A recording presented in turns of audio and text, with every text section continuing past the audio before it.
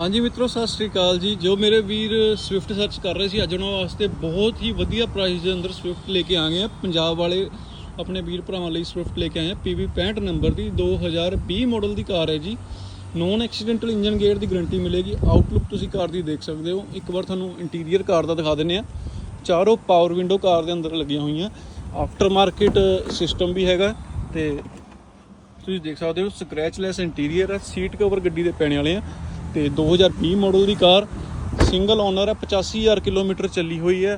तो जोड़ा मेरा वीर स्विफ्ट सर्च करता पाया उस तक आ वीडियो जरूर पहुँचा दिओ जी। टैग कर दो अपने वीर नूं। जोड़ा मेरा वीर स्विफ्ट सर्च करता पाया पंजाब के अंदर सिर्फ और सिर्फ 3,90,000 के अंदर कार दे देंगे आपां।